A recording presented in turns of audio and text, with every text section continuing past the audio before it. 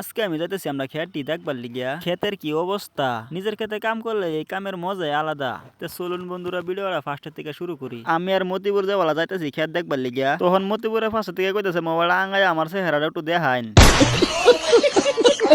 পরে আবার কইতাছে কই এবার হইতো না, আমার দুইটা ফটো মারুন, আমি ফটো দেখি আমার কিরম দেখা যায়। পরে দুইটা ফটো মারে দিছি, ফটো মারার পরে কইতাছে জানালা গেট ফারুই। ও আইনের তো কইবার মন নাই কোন গেট ফারিয়াম, এটার আমি গেট কে লিয়ে কইলাম মানে কইতাছি। কয়দিন আগে আমি ইন্দা যাওয়ার সময় গাড়ি লিয়ে পড়ছিলাম এই জন্যই যে বেড়াটা অতটুক চাপাই দিছে যে মেঘ ফলে কোনাড়া যাও নি জানা। ওখানে হলাম ক্ষেতের মধ্যে, সারা ক্ষেত ঘুরে গেলে তো দিই মাসাল্লাহ ধান বেশি দিয়ে ফাঁকে গেছে গা, আর কিছু একটা কাঁচা রয়ে গেছে এটি নামিলা লাগানোর কারণে। পরে এগুলো দেখে আয় ফেললাম মহিষ ক্ষেতের মধ্যে। মহিষ ক্ষেত আয় তো দেখি মহিষ বালাই আছে আলহামদুলিল্লাহ, কিন্তু সমস্যা একটা, মেঘে ক্ষেতের 12টা বাজে গেছে গা। তা আপনারা দেখতে তখন কত মহিষ উড়ে লই।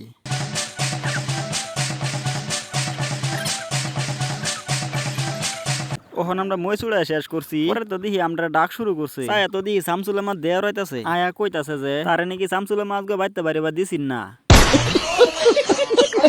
বন্ধুরা, আজকের ব্লগটা এখন যদি ভালো লাগে অবশ্যই লাইক কমেন্ট শেয়ার এবং সাবস্ক্রাইব করে সাথে থাকবেন। দেখা হবে নেক্সট ব্লগে। ধন্যবাদ।